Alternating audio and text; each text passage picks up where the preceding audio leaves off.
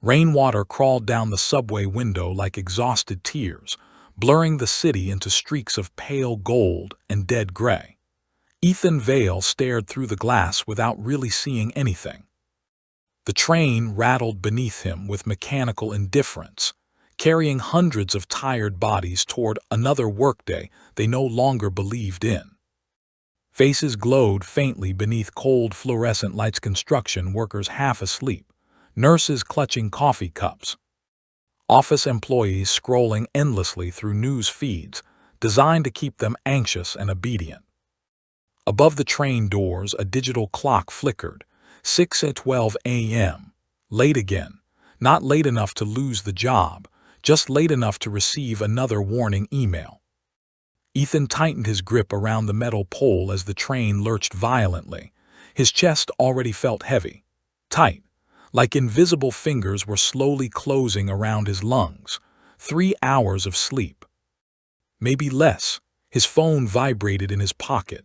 Bank alert, payment overdue. Another one. He closed his eyes. Not now, please, not now. A child somewhere in the subway car laughed loudly. The sound struck him strangely pure and untouched. Ethan opened his eyes and saw a little girl leaning against her mother, smiling at raindrops on the window. For one painful second, he saw his own daughter there. Then the train screeched into darkness again. The office tower rose above Manhattan like a monument built to worship exhaustion. Glass, steel, reflection. Thousands of windows stacked toward the clouds like prison cells pretending to be success. Ethan stood outside the revolving doors for a moment longer than usual. Men and women in expensive coats flowed around him with deadened expressions, moving with the same ritualistic urgency every morning. Inside the lobby, giant digital screens displayed the company's slogan, "Building the Future of Human Prosperity." Ethan almost laughed. Almost. Instead, he adjusted his wrinkled tie and stepped inside. The lobby smelled like polished marble and burnt coffee. Security scanners beeped rhythmically. Elevator bells chimed endlessly like mechanical commandments. Move, work, consume, repeat. The elevator ride to the 32nd floor felt suffocating. Nobody spoke. Dozens of people stood shoulder to shoulder staring at glowing numbers climbing upward, while silence pressed against them like wet cement. Ethan caught his reflection in the mirrored wall. 38 years old, sunken eyes, gray beginning to spread through his beard, a man aging faster than time itself. The elevator dinged. Everyone spilled out at once. The machine releasing inventory. "Morning, Ethan." He looked up. Daniel from accounting gave him a weak smile while hanging his coat. "You hear about the layoffs?" Ethan paused halfway into his chair.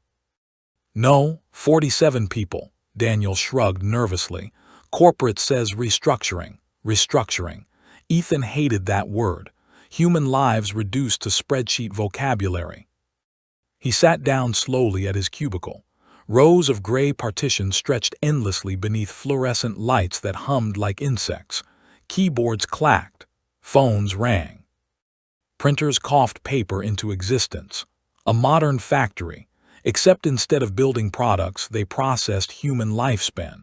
His computer loaded slowly. Meanwhile, another notification appeared on his phone. Mother's hospital payment reminder.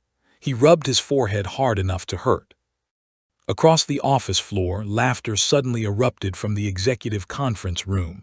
Real laughter, not polite office laughter, celebratory laughter. Ethan glanced through the glass wall.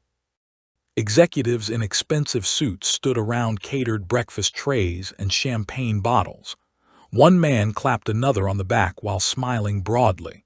47 people lost their income this morning. And someone uncorked champagne. Something dark shifted inside Ethan's chest. Not anger, something older, something exhausted. He looked around the office again. Nobody reacted. Nobody even looked surprised. People just kept typing, because survival required obedience.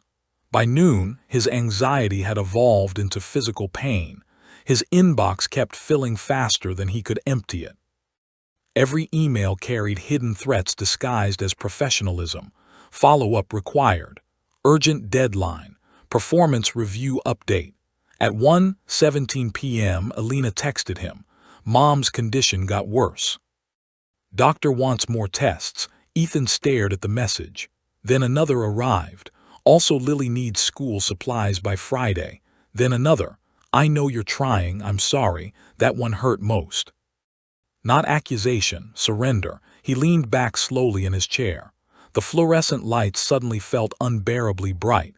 The office noise became distorted. His breathing shortened. Not now, please. The walls felt closer. The clock above the department entrance ticked loudly. Tick, tick, tick. Each second sounded heavier than the last. He stood abruptly, too fast. The room tilted sideways. Ethan? Someone's voice sounded far away. His heartbeat exploded violently inside his chest. The office blurred. He walked quickly toward the restroom, bumping shoulders along the way. Inside the stall, he locked the door and bent forward, breathing hard. Air wouldn't come. His fingers trembled violently. Not enough air. Not enough. The panic attack hit like drowning. Images flashed through his mind in fractured bursts. His daughter asking why he worked so much. Hospital bills. Rent increases. Executives laughing. His mother coughing blood into tissues. His son pretending not to notice overdue notices taped to the refrigerator. 38 years of effort. And still one emergency away from collapse. What kind of life is this? He whispered. The question stayed hanging there in the stall like smoke. Not dramatic, not philosophical, just tired, deeply tired. The rain intensified by evening. New York became a city of reflections and blurred lights. Ethan sat motionless inside traffic, while windshield wipers beat rhythmically like a failing heartbeat.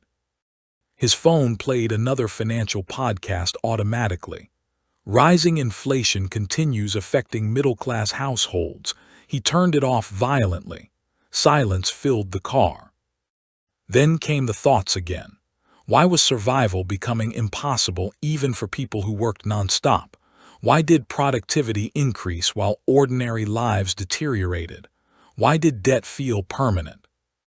Why did everyone seem exhausted but nobody questioned the system itself? At a red light, Ethan looked around. Hundreds of cars, hundreds of faces, all trapped, all moving, all tired. A civilization functioning on quiet despair. Home smelled like reheated soup and detergent. His youngest daughter ran toward him first. "Daddy," Ethan forced a smile and lifted her into his arms despite the ache in his back. For a moment, everything softened.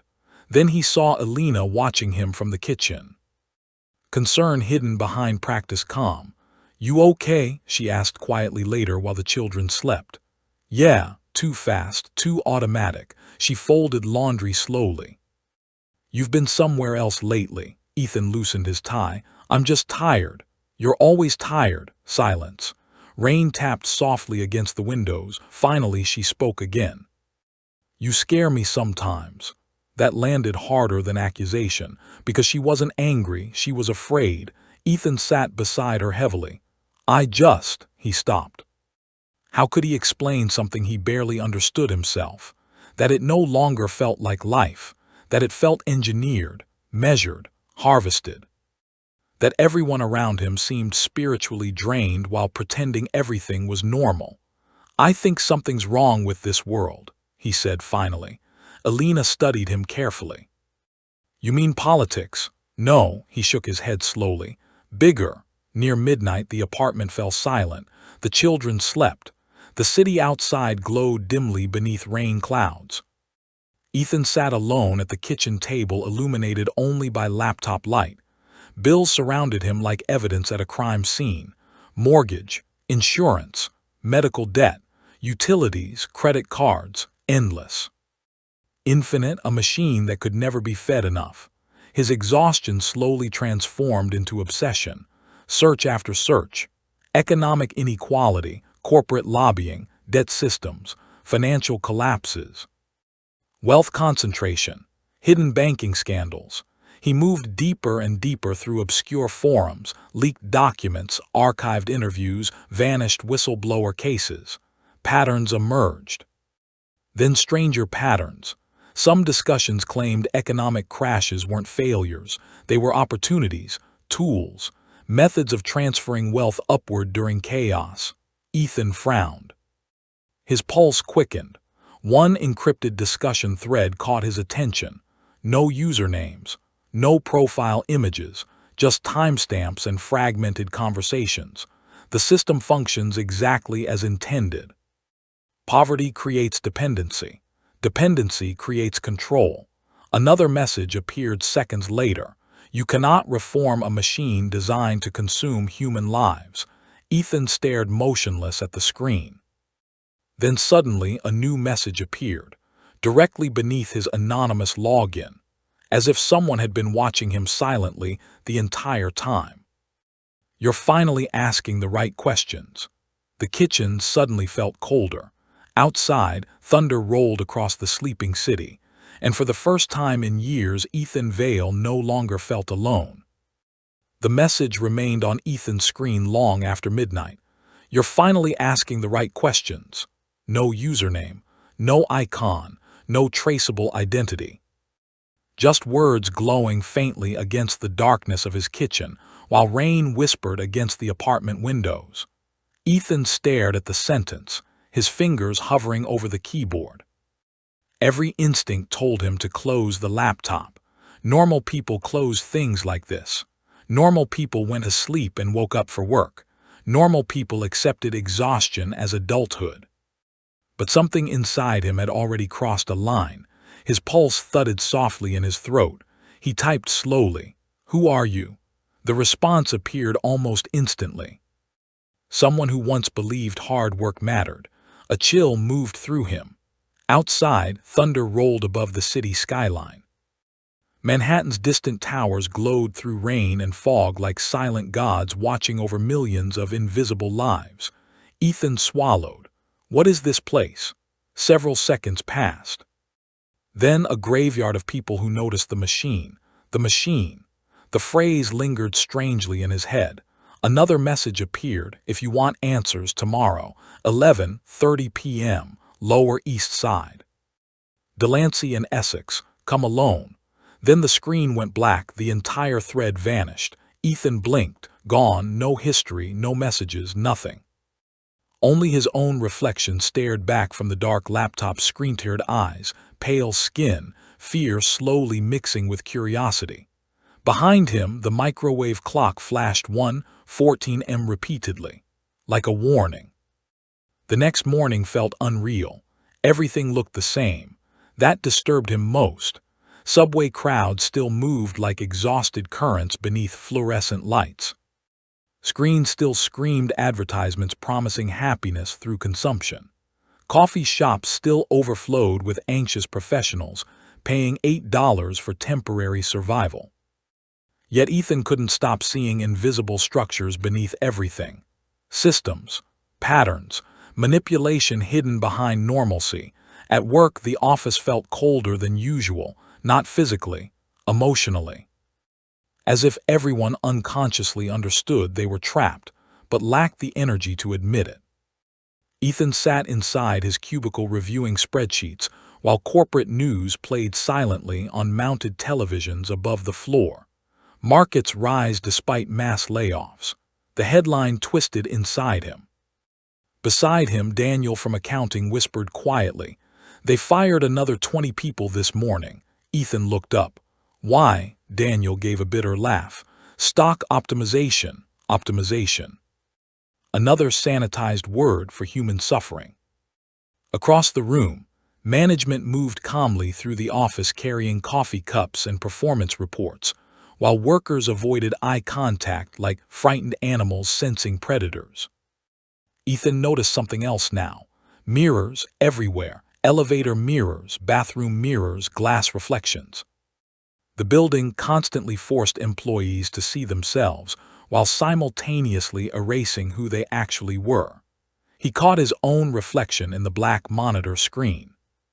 A man disappearing one paycheck at a time.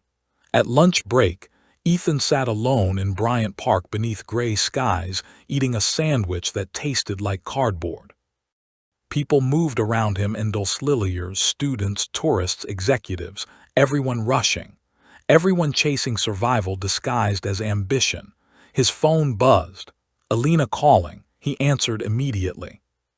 "You okay?" she asked softly. "Yeah, you sound tired. I am tired." Silence settled briefly between them, then she spoke carefully. "You were researching all night again." Ethan rubbed his forehead. "I just can't stop thinking about it." "About what?" He looked around the park. "At the office towers, at the advertisements, at the thousands of exhausted faces. This entire system," he muttered, "none of it feels natural anymore." Alina sighed quietly. "You're scaring yourself." "No," Ethan said. The words came sharper than intended. "I think we've been trained not to look." Silence again. Then softer. "Ethan, the kids need you present, not obsessed." That word hurt. Obsessed. Because part of him knew she was right. But another part, growing part, felt something awakening inside him that could no longer return to sleep.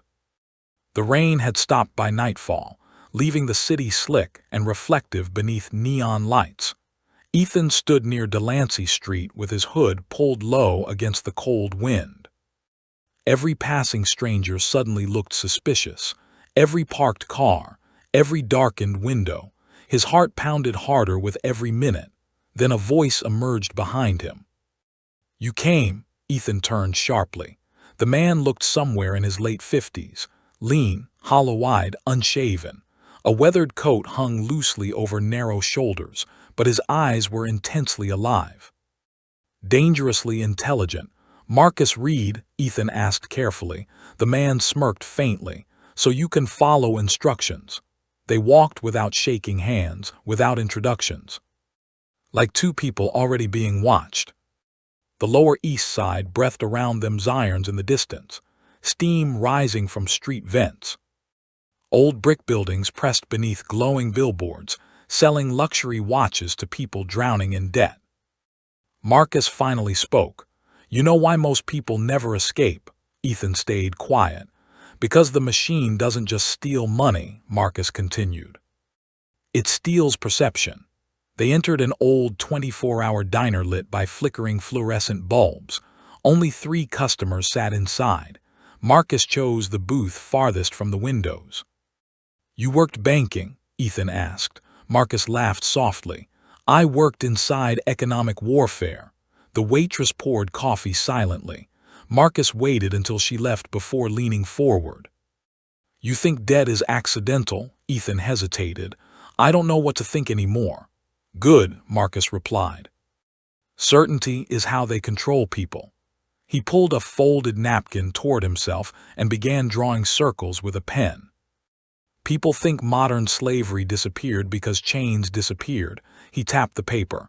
"But chains evolved." More circles. "Debt." Another circle. "Inflation." Another. "Media fear." Another. "Consumer addiction." The circles connected into a web. "You don't need armed guards when people are too exhausted to rebel." Ethan stared silently. Marcus's voice lowered further. "The average citizen spends their best years producing wealth they never keep, while believing they're free because they can choose between brands." Outside, police sirens echoed through wet streets. Ethan's chest tightened. "Who's they?" he asked quietly. Marcus studied him carefully before answering. "Men who learned long ago that controlling governments is temporary." He leaned closer. "Controlling economies is permanent." Weeks passed. Then months. Ethan's life divided into 2 realities. Daytime belonged to the office. Night belonged to awakening. Marcus introduced him to hidden financial mechanisms Ethan had never imagined existed: market manipulation strategies, lobbying structures, psychological advertising systems, offshore influence networks. The deeper Ethan looked, the more impossible it became to unsee. Economic crashes benefiting billionaires, news cycles engineered through fear metrics, artificial scarcity, debt dependency. Every revelation felt like another crack spreading through reality itself. At home, Alina watched him changing. He slept less, spoke differently, observed everything. Even his silence had changed. One night she found him sitting in darkness staring at financial charts glowing across his laptop screen. "You're disappearing," she whispered. Ethan looked up slowly. "No," he said quietly. "I think I'm waking up." Tears formed in her eyes. "And what happens if this waking up destroys us?" He had no answer. That terrified him most. Marcus eventually introduced Ethan to Sophia Quinn. They met in an underground parking garage beneath Queens during freezing rain. Sophia wore a long, dark coat and carried exhaustion in her eyes like permanent bruises. "You're the office worker?" she asked bluntly. Ethan frowned slightly. "That obvious? You still look shocked by things." Her voice carried bitterness sharpened by experience. Sophia was investigating multiple whistleblower deaths connected to financial corruption cases. Journalists disappearing. Analysts committing suicide. Witnesses vanishing after exposing corporate fraud. "Most people think corruption means greedy politicians taking bribes," she told Ethan. "But real corruption happens when entire systems normalize human suffering." Her words stayed with him. Entire systems normalize suffering. Meanwhile, Ethan quietly began gathering people. Not revolutionaries, broken people, a laid-off cybersecurity engineer, a burned-out data analyst, a former logistics specialist bankrupted by medical debt, a programmer blacklisted after exposing corporate surveillance, invisible people, discarded people, the system's leftovers. But Ethan noticed something powerful. The people most crushed by society often understood it most clearly. Then came the first sign they were being watched. Ethan arrived at work one Monday morning to find HR waiting beside his desk. Polite smiles, corporate language, concern disguised as procedure. "We've noticed irregular activity linked to company devices."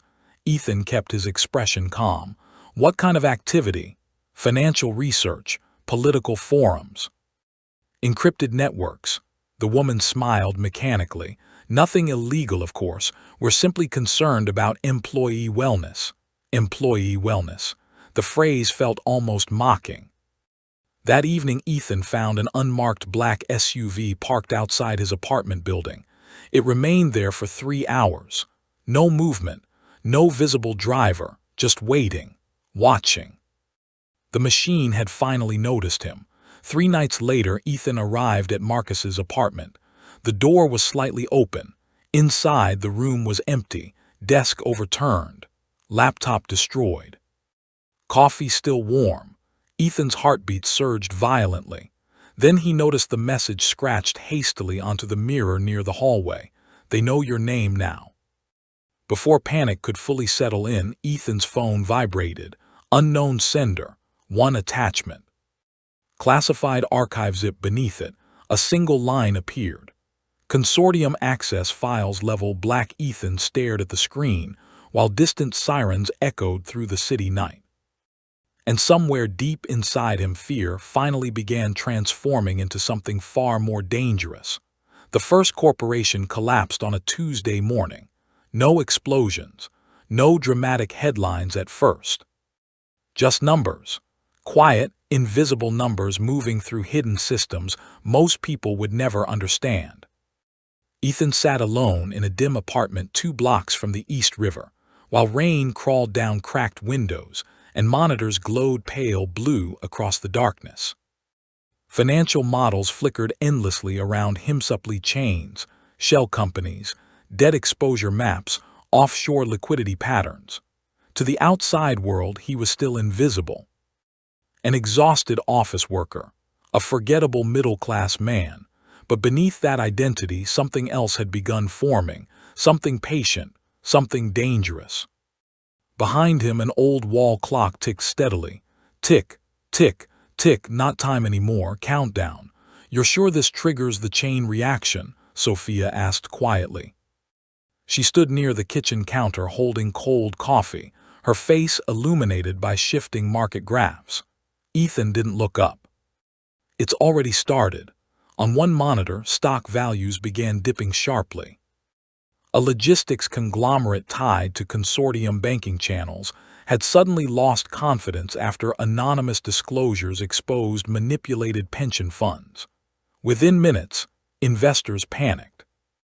Algorithms accelerated fear. Fear accelerated collapse, the machine consuming itself. Sophia watched the numbers fall. You realize thousands of employees will suffer too. That sentence lingered heavily between them. Ethan finally leaned back in his chair, exhaustion carved into his face. They were already suffering. That doesn't answer the question. No, he admitted quietly. It doesn't. Silence settled again. Rain tapped softly against the windows. Somewhere deep inside him, guilt moved like slow poison. Not because corrupt institutions were falling, because ordinary people were trapped beneath them. Collateral damage. The phrase disgusted him now, yet he kept moving forward, because every path toward changing the system seemed stained somehow. 3 months earlier, Ethan still feared powerful people. Now powerful people feared uncertainty, and uncertainty had become his weapon. The underground network had grown carefully, not through ideology, through pain. A cybersecurity engineer whose healthcare debt destroyed his marriage. A former commodities trader blacklisted after exposing price manipulation. Single mothers buried beneath predatory loans. Disillusioned coders, analysts, warehouse coordinators, invisible minds discarded by the system once they stopped being profitable. Ethan listened to them more than he spoke. That became his power. Most leaders wanted followers. Ethan wanted understanding. The meetings happened in abandoned warehouses, parking structures, laundromats after midnight. Phones stayed sealed in signal-blocking containers. Conversations remained fragmented. Nobody used real names anymore. The movement had no official existence. Yet its influence spread quietly through encrypted financial channels and anonymous reform campaigns. Ordinary citizens began noticing strange changes. Medical debt databases leaked publicly. Predatory lenders faced coordinated digital exposure. Corrupt corporations lost billions overnight through legally engineered pressure points. Anonymous guides teaching financial self-defense spread across online communities. The media called it economic terrorism. Workers called it hope. At work, Ethan's old life deteriorated rapidly. Human resources monitored him constantly now. Meetings became interrogations disguised as professionalism. His manager, Richard Halpern, smiled too much lately. That disturbed Ethan more than anger would have. One afternoon Richard closed the office door softly behind him. "You've been distracted." Ethan remained calm. "I've met every target. That's not the issue." Richard folded his hands carefully. "We value stability here." There it was again, stability, always that word. The sacred language of people benefiting from suffering. Richard continued gently. "You spend time on unusual forums, financial activism groups, anti-corporate discussions." Ethan stared silently. "You know," Richard said softly, "people who obsess over systems usually struggle because they refuse personal accountability." Something inside Ethan nearly laughed. Personal accountability. As if entire generations drowning beneath manipulated wages and infinite debt simply lacked discipline. Richard leaned forward. "This company rewards loyalty." The thread underneath the sentence was perfectly polished. Ethan suddenly saw the office differently, not as a workplace, as ideological conditioning. Smile, obey. Compete, consume, repeat. The machine didn't require chains anymore, only fear. That night Alina confronted him. The apartment felt tense long before either spoke. Their children slept down the hallway while city lights flickered faintly through rain-covered windows. Ethan entered quietly, removing his coat. "You missed Emma's recital." The words landed immediately. He froze, damn it. He had forgotten, not intentionally, but forgotten all the same. Alina stood near the sink with folded arms, exhaustion visible beneath her anger. She kept looking at the door waiting for you. Ethan closed his eyes briefly. I lost track of time. You always lose track of time now. I'm trying to fix something bigger than us. The moment the words left his mouth, he regretted them. Alina stared at him like she no longer recognized the man standing there. Bigger than us? Pain flickered across her face. Our children are not smaller than your mission, Ethan. It's not just a mission. Then what is it? He struggled to answer. How could he explain that every day now felt like witnessing humanity sleepwalk toward engineered servitude? That he could no longer unknow what he knew? That millions suffered silently while powerful men discussed market correction over champagne? His voice lowered. If nobody fights this, then our kids inherit it. Alina's eyes filled slowly with tears. And if fighting it destroys you first? He had no answer. Again, always no answer. The Consortium responded subtly at first, then brutally. News networks suddenly began pushing coordinated narratives about dangerous anti-economic extremists destabilizing markets. Financial reform activists disappeared from social platforms. Anonymous accounts tied to Ethan's movement were systematically erased. One of Ethan's network members was arrested on fabricated cybercrime charges. Another vanished entirely. Sophia arrived at Ethan's safe location one storm-filled evening soaked by rain and carrying documents. They're escalating. Ethan scanned the files quickly. Surveillance photos, bank freezes, communication intercepts. His stomach tightened. They're monitoring my family. They monitor everyone, Sophia replied grimly. You just matter now, matter now.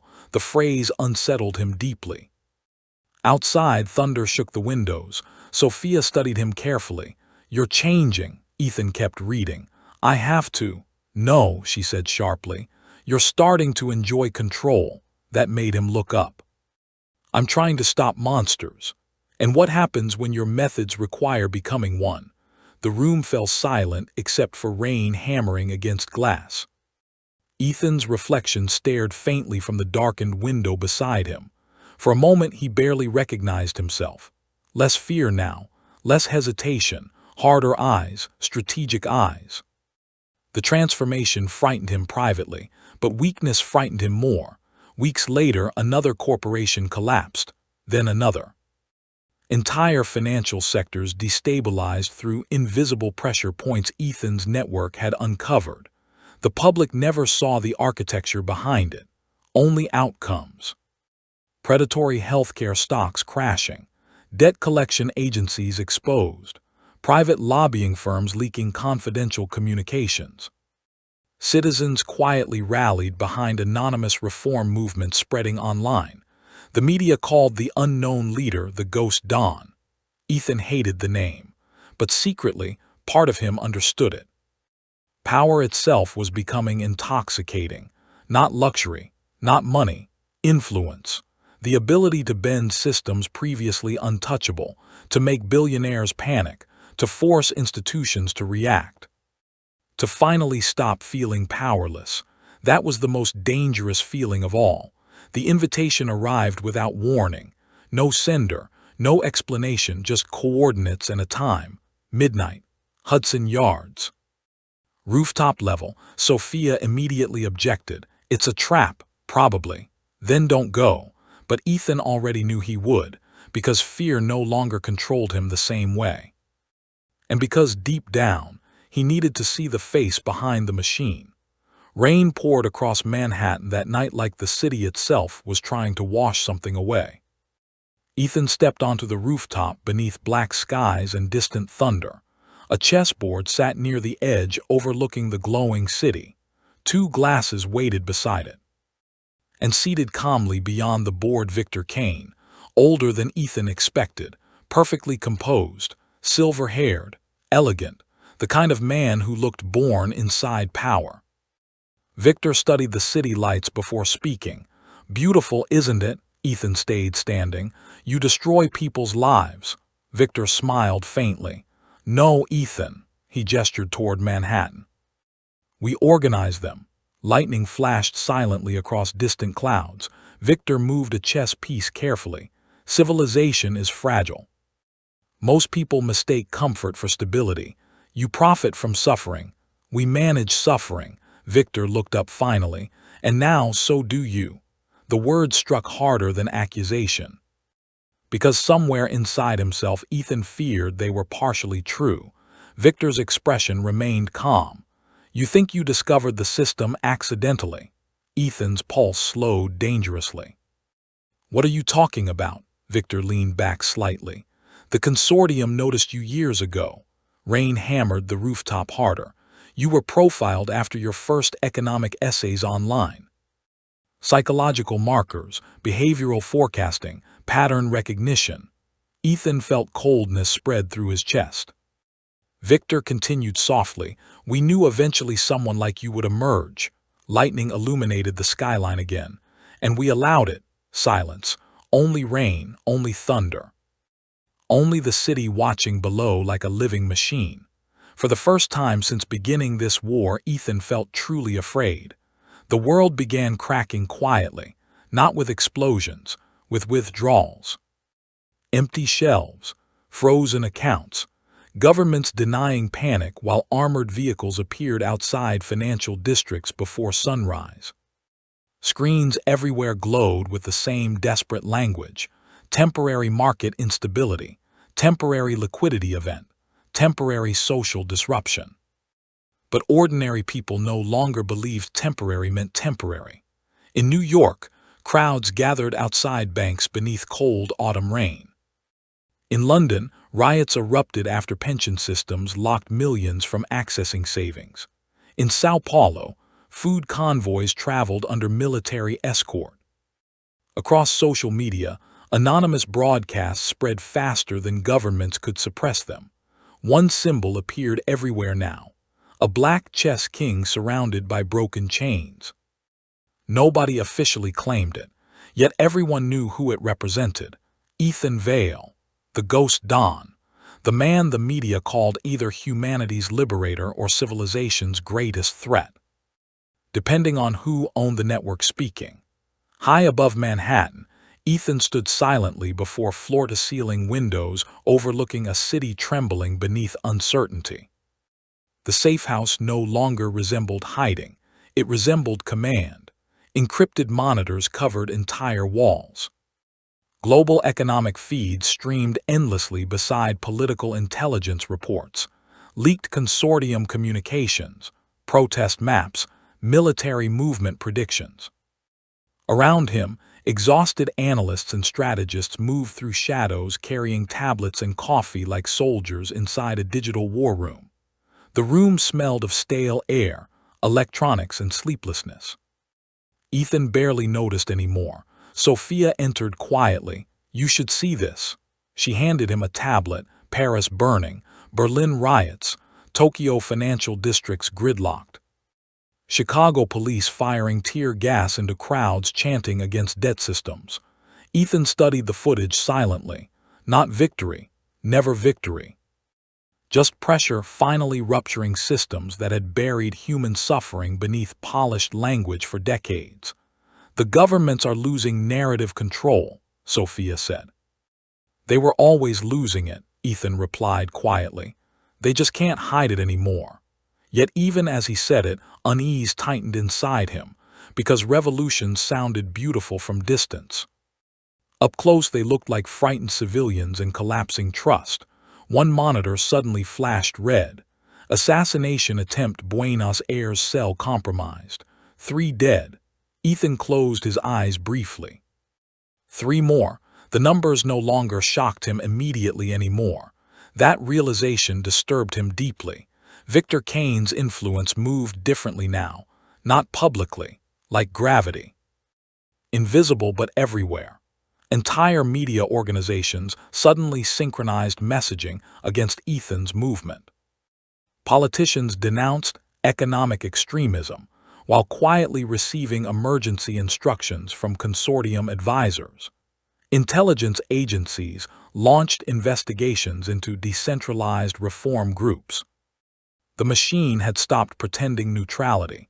It was openly fighting for survival, and Ethan was no longer merely resisting it. He was challenging its right to exist.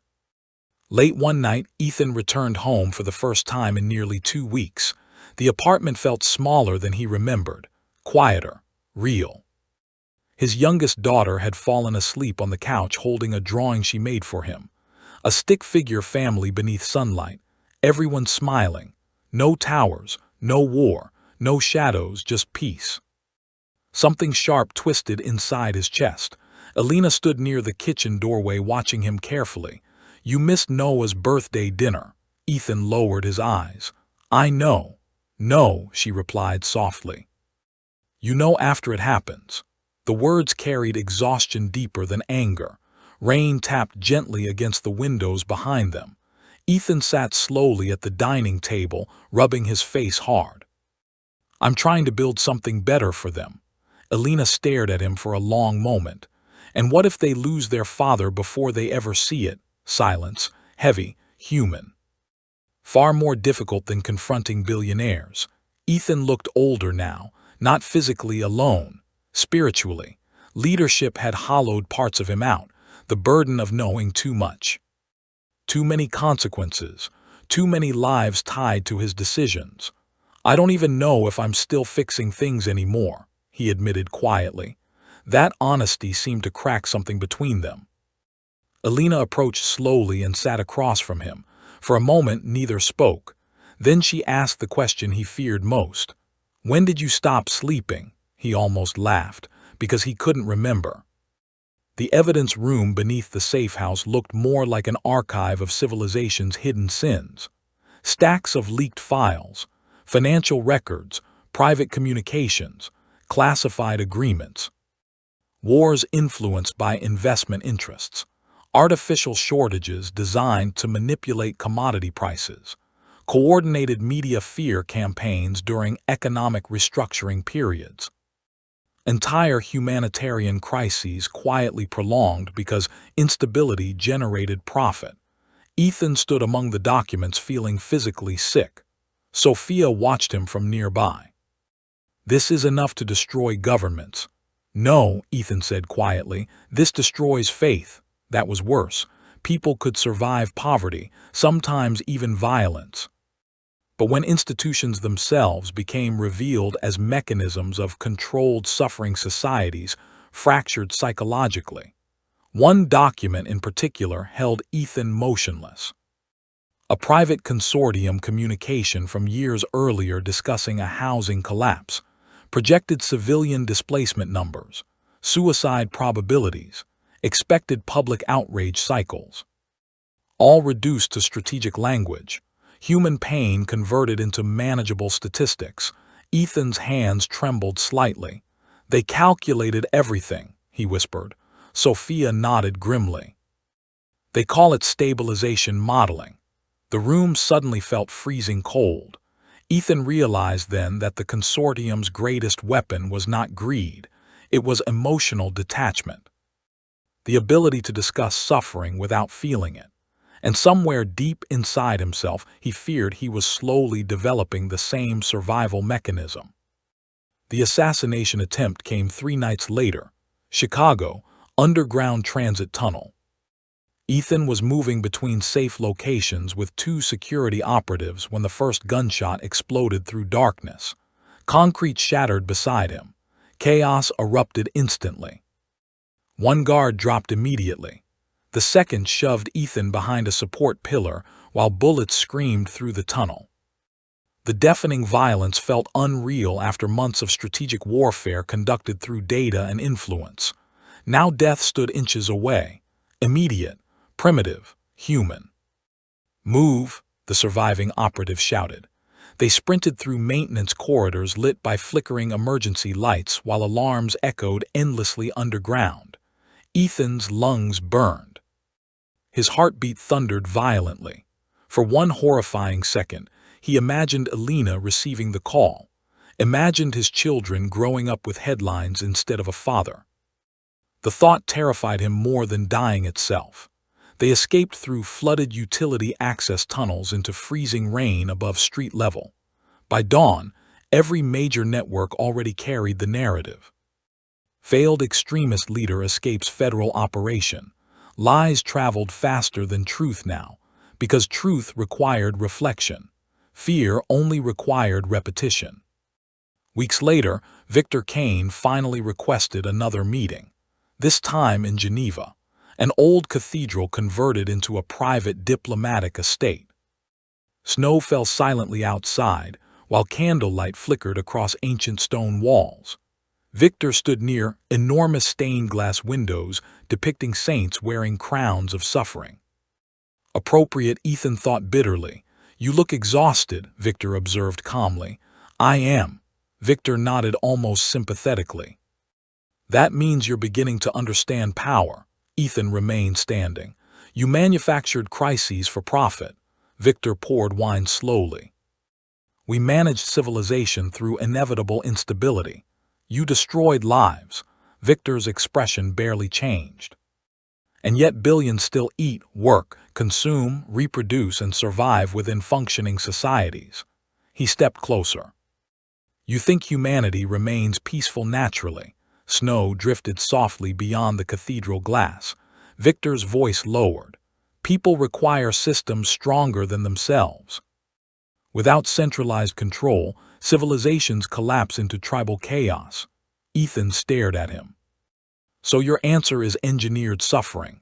My answer, Victor replied quietly, is survival. The conviction in his voice unsettled Ethan more than cruelty would have.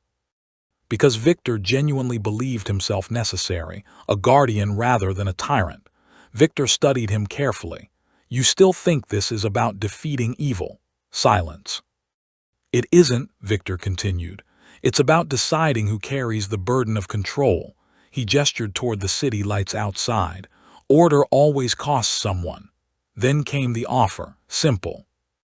Terrifying, join us. Ethan's pulse slowed. Victor continued calmly. You already understand the architecture. You already manipulate systems.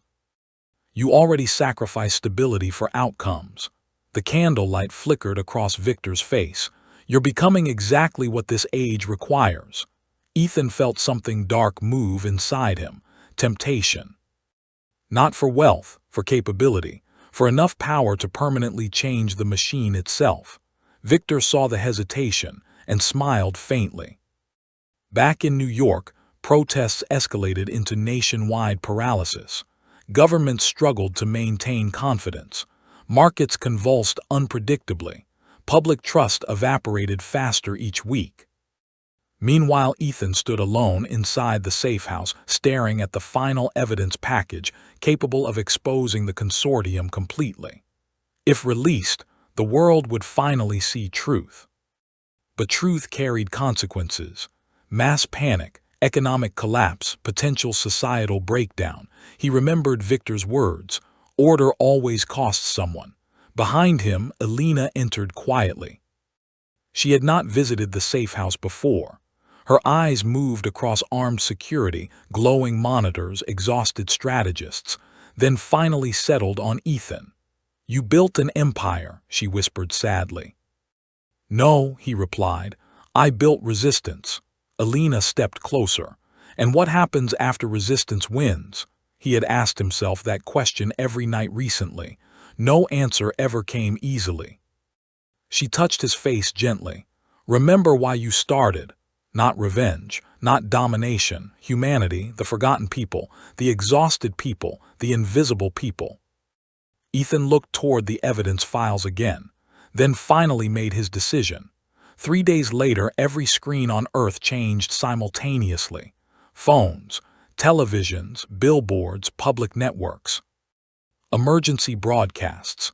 Ethan Vale appeared before the world at last, not as ghost Dawn, not as myth, as a tired human being carrying unbearable truth in his eyes, and then he exposed everything. The Consortium, the manipulation, the engineered crises, the financial architecture of modern obedience. For 12 minutes, the illusion governing civilization cracked open before billions of people simultaneously. Then global markets began collapsing in real time. Banks froze, governments panicked, supply chains halted, and across the planet, human civilization moved terrifyingly close to chaos. The world did not end the way people expected. There was no single moment of silence, no final collapse. Instead, everything loosened, like a tightly wound structure finally realizing it had been holding itself together through illusion, not strength. Markets didn't fall so much as dissolve into uncertainty. Banks froze withdrawals in staggered waves, each announcement contradicting the last. Governments issued emergency assurances that no one believed anymore. Digital currencies flickered like dying signals across fractured networks, and beneath all of it people woke up, not peacefully, not gracefully, but suddenly aware that the ground beneath their lives had never been stable at all. Ethan stood in what used to be a financial command hub. Now it felt more like a silence chamber. Screens that once displayed global control systems were dim or blank. Emergency backups ran on fragmented power grids. Outside the reinforced glass, dawn pressed weakly against a bruised sky. He had not slept in 46 hours, yet exhaustion had stopped meaning anything. It had become a background condition of existence.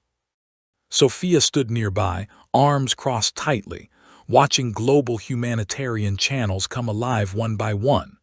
"They're not waiting for governments anymore," she said quietly. Ethan didn't respond immediately. He watched a new network initialize on the central screen, not owned, not controlled, distributed. Decentralized financial coordination nodes activating across cities, towns, refugee zones, and collapsing metropolitan districts. A system not built on hierarchy, but on necessity. Marcus had once called it impossible. Now it was functioning, barely, but functioning. Ethan exhaled slowly. "This is what comes after collapse," he said. Sophia looked at him sharply. "No," she corrected. "This is what comes instead of collapse." The difference mattered more than either of them fully understood yet, because collapse implies an ending. What was happening now was transformation without permission. Outside, the streets were chaos made visible, but beneath that chaos, something unexpected was forming. Communities were no longer waiting for rescue. They were building exchange systems out of nothing, shared food networks, local credit ledgers, cooperative labor grids. Former rivals traded supplies. Former strangers organized shelter rotations. The old financial language, profit, loss, creditworthiness had stopped making sense. Survival had become collective again. And in that shift, Ethan saw something terrifyingly beautiful. Humanity was not collapsing. It was adapting. Alina arrived at the safe house 2 days later. She looked like someone who had walked through a world that no longer made promises. No anger in her expression now. Only exhaustion shaped into clarity. "You did this," she said softly. Ethan didn't deny it. "I exposed it." "That's not the same thing." Silence settled between them, not hostile, just heavy with everything they had both survived separately. Their children stood behind her, hesitant, confused, watching the unfamiliar environment filled with screens and exhausted adults who looked like they had been inside a storm too long. Ethan's throat tightened. For a moment all the systems, all the networks, all the collapsing structures meant nothing. Only them, only this. Alina stepped closer. "I don't know what world we're in anymore," she said, "but I know what it feels like to lose you inside it." Ethan looked at her properly for the first time in days. Not strategist, not architect, not ghost Don, just a man who had almost forgotten the shape of his own family. "I never stopped trying to protect you," he said quietly. "I know. That was the problem." She did know. And still it had not been enough. Across the world, something unexpected began to stabilize the instability. Not central authority, not corporate intervention, but trust networks built from necessity rather than ideology. Local assemblies formed overnight in cities that had lost governance structures. Digital commons replaced banking infrastructure in fragmented but functional ways. Communities began valuing transparency over accumulation, cooperation over competition, not because they were instructed to, but because anything else no longer worked. Sophia tracked it all with disbelief. "This shouldn't be holding," she muttered. "It shouldn't," Ethan agreed, "but it is." He studied the data streams carefully. There were failures, many.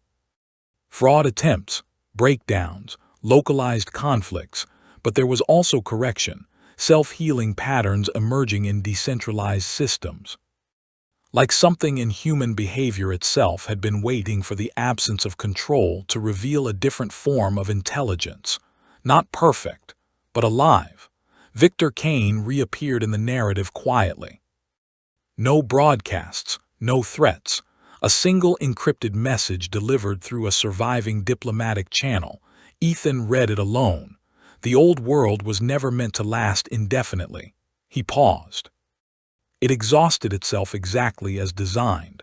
Another line followed. "You did not destroy it. You accelerated its transition." Ethan leaned back slowly. There was no triumph in the words. Only acknowledgement, and something like respect, or resignation. Victor had not been defeated in the way Ethan once imagined, because Victor had never been defending stability as permanence. Only as delay.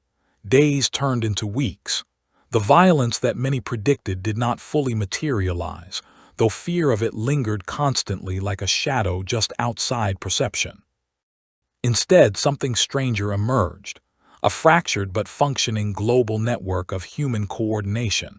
No single leadership, no unified ideology, just overlapping systems of mutual dependence. Sophia called it fragile hope. Elena called it exhausting uncertainty. Ethan stopped naming it altogether, because naming things gave them false finality. And nothing here was final one morning.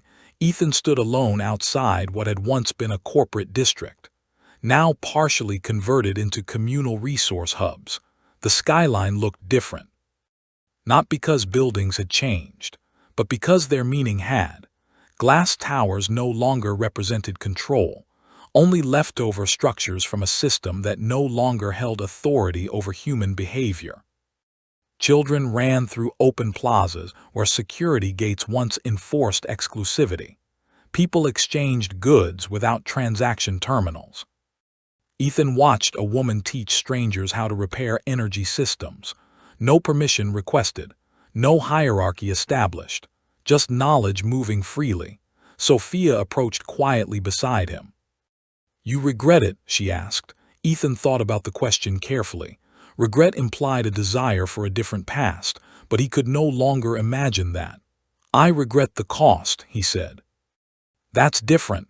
"Yes." Elena joined them later that evening. The three of them stood together as sunlight faded across the rebuilt district. Not fully rebuilt, not even close, but beginning. Elena watched children playing near a shared water system. "They won't remember the old world," she said softly.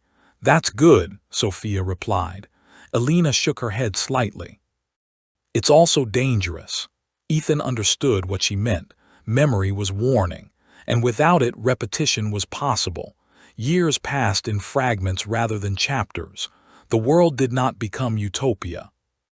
That illusion had died early. Instead, it became something far more complicated, a negotiated existence. Human systems no longer pretending to be perfect, but finally honest about their limitations.